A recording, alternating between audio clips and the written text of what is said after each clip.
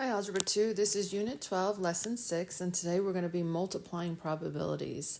So probabilities involving single-stage experiments are easy because there's only one thing happening to affect the probability. Like maybe you're flipping a coin once, you pick a person at random, you pull one card from a deck.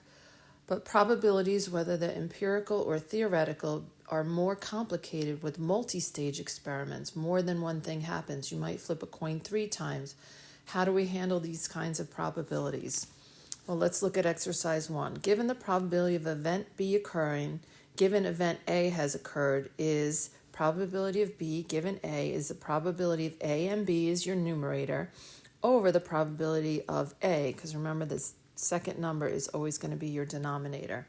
Answer the following. Rewrite this formula solving for a probability of A and B. So the probability of A and B,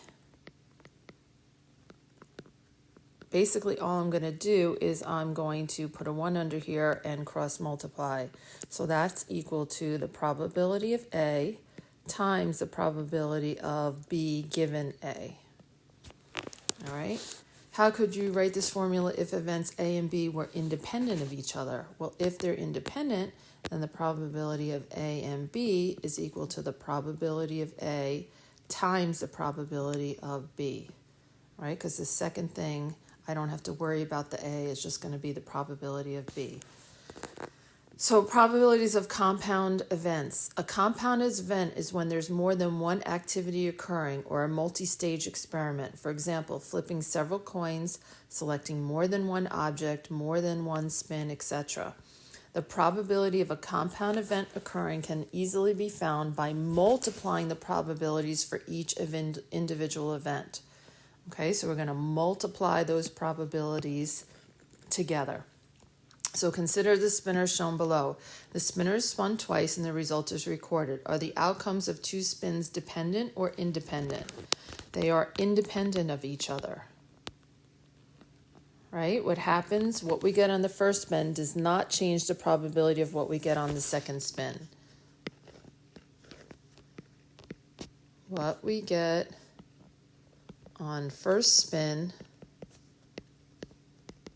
does not change probability of what we get on the second spin.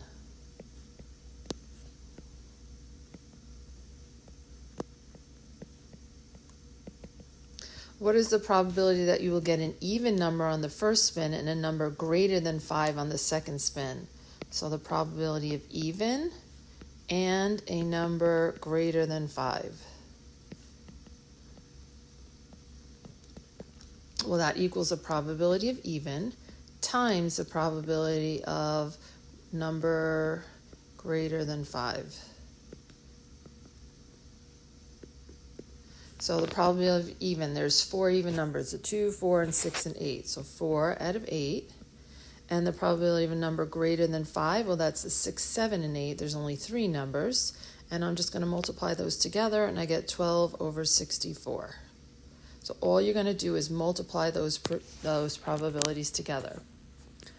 What is the probability that you will spin a prime number and a perfect square in either order? So you got to be careful with this. This is more involved. Basically, you can get the probability of a prime times the probability of a perfect square, or you can flip-flop that and you have to find the probability of a perfect square because they said either order times the probability of a prime. So you basically have to do first getting a prime, second getting a perfect square, or first getting a perfect square and second getting a prime. So how many prime numbers do I have? I have 2, 3, 5, and 7. So there's 4 prime numbers times the probability of a perfect square. So my perfect squares are, what are my perfect squares? Oh, 1 and 4. 1's a perfect square, 4 is a perfect square, so that's 2 over 8. Plus, because this says or means to add, the probability of a perfect square, which is 2 over 8, times the probability of a prime, which is 4 over 8. So basically this is 8 over 64 plus 8 over 64 is 16 over 64. All right. All right. As my experiments grow more complicated, then the theoretical probability becomes more complicated. It's very important to figure out whether you are finding out probabilities with or without replacement. So be careful when you're reading the problem if there's replacement or not. So I have a class of 12 girls and 8 boys. A group of 3 is picked to give a speech. If the students are picked at random, what's the probability that they will all be boys? Use the events below to show how you calculated your final answer. So E1 is the event the first picked was a boy, E2 is the event the second picked was a boy, and E3 is the event that the third picked. So basically I'm looking for first is a boy, and second is a boy, and third is a boy. I keep on saying and because when I say and, you're going to think multiply. So there are 8 boys in the class, and there were 20 people total. So the first time you pick a boy is 8 out of 20. Now, the second time you pick a boy, there's one less boy because you already picked one boy, and there's also one less student. So that's 7 out of 19. And the third time you pick a boy, we're assuming that the first 2 are boys, there's 2 less boys. So now there's only 6 boys left, and there's only 18 total kids in the class because you already picked 2 students. So that's where we had to say, be careful, you are not replacing the boy that you picked first. So this is without replacement. So I'm going to multiply 8 times 7 times 6 is 336. And then 20 times 19 times 18 is 6,840. If I want to change that to a decimal, I can change that to a decimal. It's basically 0.05. All right. So, multiplication property of probability is crucial in many applications in engineering design making. Say that a power generating facility has 3 primary safety switches in case of an emergency. The probability that any one of these switches would fail is 5%. What's the probability all 3 will fail given that the switches are independent? So the probability of switch 1 and switch 2 and switch 3. So that is basically, I'm going to change that 5% to a decimal, 0.05 times 0.05 for the second switch and 0.05 for the third switch. So you multiply 0.05 times 0.05 times 0.05 is 0.000125, which is 0.0125%, because I'm going to take that decimal and I'm going to move it over 2 places. All right, so many times when using the multiplication rule, we need to be careful about how we frame the question. But if we properly frame it in terms of and or, then the rules of probability should work out. So I have a company was determining the effectiveness of its warranty sales on computers. They took data on the number of customers who purchased warranties on 2 different brands of computers. If a customer was chosen at random, what's the probability they did not purchase a warranty? So, computer 1, 68% people took computer 1. 35% got a warranty. Well, that means 65%